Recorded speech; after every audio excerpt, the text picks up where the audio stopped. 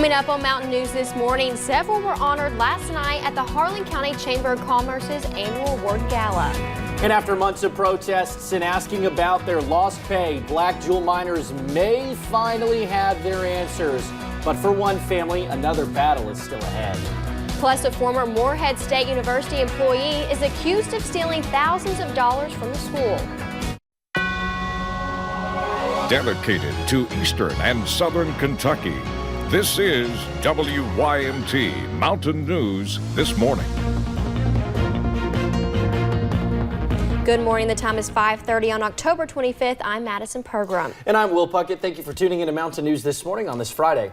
Well, we've made it to Friday. Happy Friday. Happy Friday to you too, Madison. Well, let's go to Brandon. Brandon, it's going to be a pretty Friday until this evening when it's supposed to start raining, correct?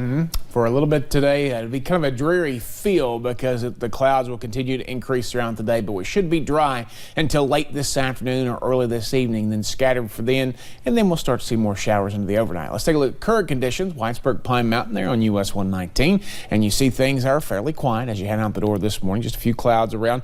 130-degree reading and 39 there in Somerset. Some of those sheltered valleys, though, in the 30s this morning. Lots of 40s around, low 40s for most of the Cumberland Valley, I-75 and Lake Cumberland corridors, but some upper 40s toward the Big Sandy there. So a little extra on your coffee meter for today.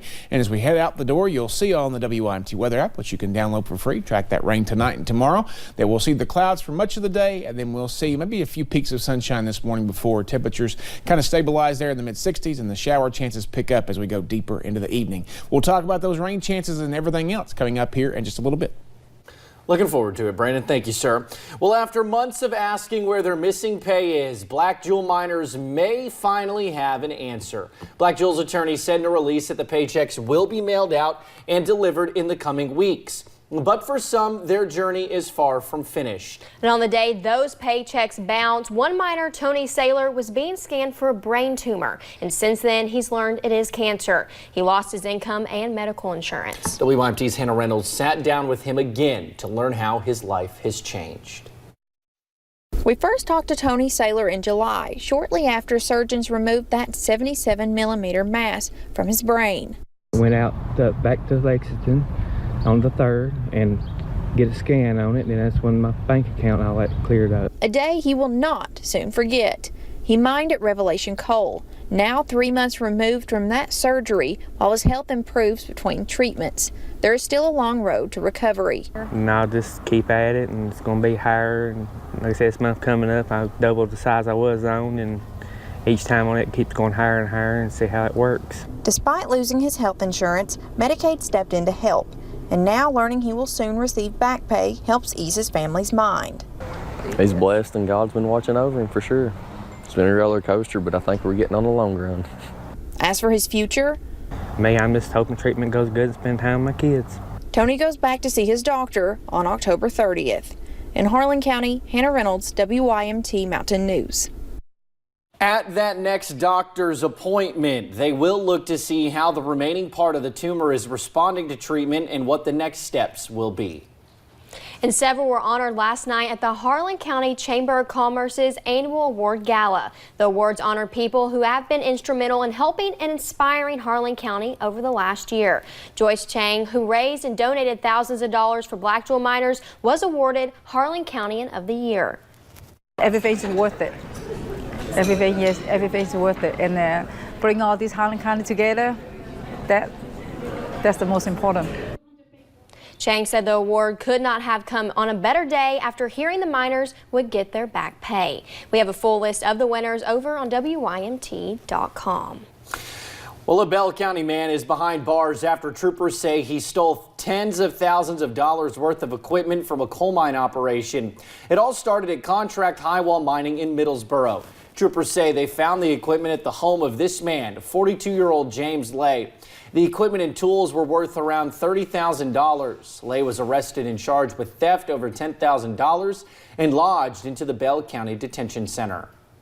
And we first told you Wednesday about a court document filed by Eric C. Kahn earlier this month. In the handwritten petition, Kahn asked a federal judge to vacate his sentence. This after being sentenced to 27 years in prison for illegal funneling $600 million from the Social Security Administration. Some of his clients have their benefits reinstated, but hundreds are still in the dark, like Brian McCowan. He is tens of thousands of dollars in debt, and one of his friends even took his own life after losing everything. I told him, I said, just hold on. Everything will be okay. But it wasn't okay. McCowan says he just wants what is his and what he worked for all those years for.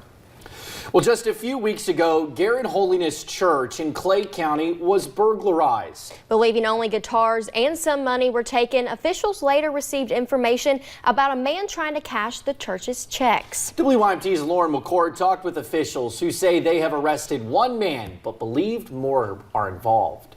A church where everyone is welcome. November, it's going to have 100 years where it's been on file. Even those who have done them wrong. Yeah, we're still welcome to church. A few weeks ago, a member of Garrett Holiness Church stopped by to do some cleaning, quickly realizing several guitars and money from the kids ministry were missing. I guess went in and probably, needed money for drugs or stuff.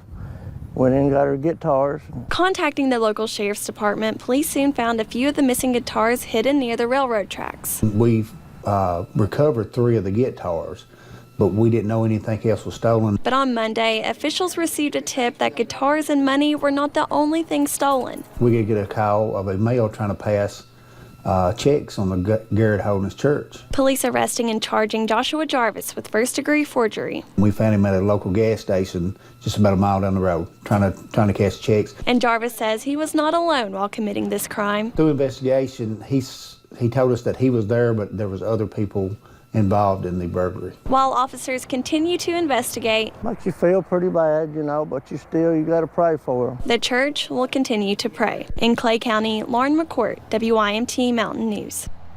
Now, police say if you have any information on this crime, you should contact the Clay County Sheriff's Department. And in Rowan County, a former Moorhead State University employee is accused of stealing thousands of dollars from the school. Sherry Ward was indicted on several forgery charges this month. And according to court documents, Ward used a university credit card to buy more than $160,000 worth of items. The indictment also alleges Ward used a rubber stamp to forge a professor's signature. She is scheduled to face a judge in January. A Knoxville, Tennessee school system says it is investigating a viral video that shows one child attacking another. We have blurred the video as best as we could to protect their identities. The video was taken at Hardin Valley Academy. It shows one student, you can see here, repeatedly punching another student inside a bathroom. It's a pretty gruesome video. Police and school officials say they are investigating, but so far no charges have been filed.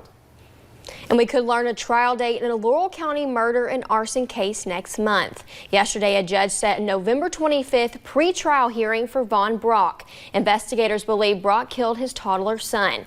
They found the little boy inside a washing machine following a fire. Brock told investigators he fell asleep while smoking a joint and woke up to the trailer filled with smoke. Well, a lot of guns and a lot of drugs and small children in the middle of it. That's what police discovered at a home in eastern Laurel County Wednesday. And police say the situation quickly turned dangerous when they say one of those guns was pointed at them. WYMT's Phil Pendleton has more on the trouble police found and the couple arrested. This is about as close as we could get to the home on East Laurel Road, but police say when they went to the home Wednesday, a deputy and a detective soon found themselves in harm's way. They encountered a female subject there armed with a .38 caliber pistol that actually leveled down on them, and they wrestled it from her and got her into custody. Numerous complaints started an investigation that ended with the arrests of Johnny James Shoup and Debbie L. Hubbard. They also discovered a large stash of drugs and weapons. Oftentimes when we go to drug dealers, we find that a lot of the weapons there are stolen, so we are investigating those to determine how many, if any, are stolen weapons. We thought we were possibly going to hear another side to the story from one of the suspects. Johnny James Shoop agreed to a jailhouse interview, but once we showed up at the Laurel County Detention Center and went inside, we were told he had changed his mind. Police say they confiscated meth, hydrocodone, pipes, scales, and other evidence of trafficking, along with the 28 long guns and 10 pistols. Right, we charged them with trafficking. We found enough quantity that they were charged with trafficking pills, trafficking meth, trafficking marijuana. Police say 2 small children in the home were placed with other relatives by social services. In Laurel County, Phil Pendleton, WYMT Mountain News. Now, police say it took the work of 7 deputies and 4 detectives to work and process the scene. Have any prescription drugs that you are no longer using or you don't want in your house? Tomorrow, the DEA, Kentucky State Police, and Walmart are teaming up for the 18th Drug Take-Back Day. April's netted more than 13,000 pounds of unwanted or unused prescription drugs in Kentucky alone. This time, due to recent health concerns, they are also accepting e-cigarettes and other vaping products. If they can get those out of their homes and away from children and kind of alleviate that danger, then it's obviously a good way to assist the community in doing that. Tomorrow from 10 a.m. to 2 p.m. you can go to any Kentucky State Police post in the Commonwealth and dispose of your prescription drugs and vaping or e-cig products. And as we said, for the first time, several Walmarts across the state are participating too. You can find those on WYMT.com. And Prestonsburg is actively working to overhaul and upgrade its police, fire, and EMS communication center. Their last upgrade was 20 years ago. This upgrade allows the creation of 3 dispatcher positions. Officials say this will provide better and faster responses to Prestonsburg and the North Floyd Fire Protection District. Well, some big news for music fans. The Railbird Festival is officially returning to Keeneland in Lexington next year. The forecast for this weekend includes rain gear. I'll tell you how much we could see and when in about 3 minutes.